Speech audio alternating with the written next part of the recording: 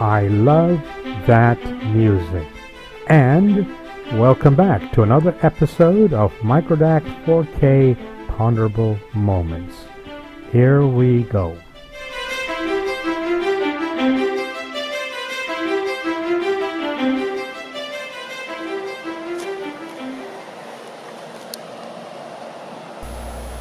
Many years ago, I conceived an idea called Microdacism. I even wrote a short book about it, which may well still be on Amazon. I have since evolved because we all must evolve. The book reflects my thoughts then. It was written based on where I was and how I saw things. The little book is still valid, yes. Please buy it, read it, and then evolve. One of the themes of the book was, the only certainty is change. Change was the only constant. All throughout nature, change is the constant. There's a perpetual cycle of life. Life changes from desire to concept, to egg, to an embryo, to infant, to youth, to adulthood, to the transition, only to start all over again. Study the life of the monarch butterfly to better understand what I'm talking about, and then, when you do, don't overlook the mystery of it all. This idea of change prompted me to conceive Microdacism Rule number 11. Rule number 11. Quote, your discovery of spiritual laws is your discovery. Extend the courtesy of allowing others to make their own discovery. Note, these laws are not in books, holy or otherwise. End quote. I believe that the universal intelligence wrote these spiritual laws in people's heart so that everyone in every part of the world would have access to the same laws. That's my belief. All human beings everywhere know instinctively the laws that I'm talking about.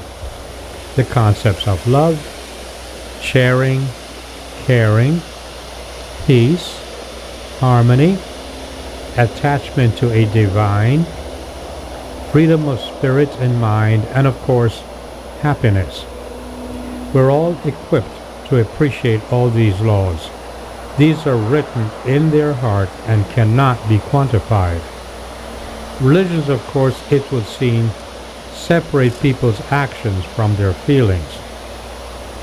One of the thousands of gurus that ever lived even stated quite eloquently that in his father's house there were many mansions, and, quote, if it were not so, I would have told you, etc.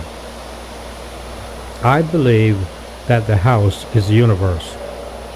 The Father is the universal intelligence.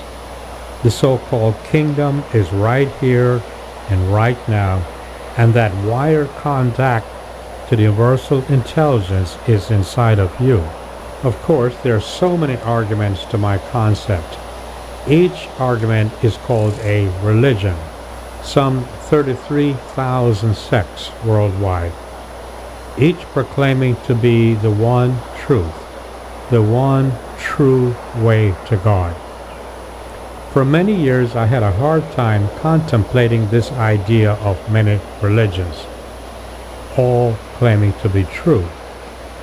So, in meditation, I went silent and I asked for an explanation. That explanation came to me via photograph. Of course, I'm a photographer. The universal intelligence always speaks in the language that you understand, but you must be wise enough and open-minded enough to listen and to hear. An atheist, for example, gleans wisdom in terms of his or her understanding. A deist sees the world and God via his or her understanding. You, in thinking for yourself, and you, in being totally honest, will see and hear according to your ability to see and hear. No judgment, no arrogance. So I understood in the language that I comprehended. A photograph. The photograph was by Franz Dijon. An aerial photograph of a tree in the middle of a barren land. So many paths to this one tree. Thousands of paths to this one tree. Each path was correct for the traveler on that path. Each path leading to salvation, the shade and protection of that tree. Later I was to learn that when animals came to this tree, they were calm and passive, none having any desire to attack another. And then I got it. There are many mansions and many paths. There is but one universal intelligence. That intelligence resides in each person in their specific stage of life.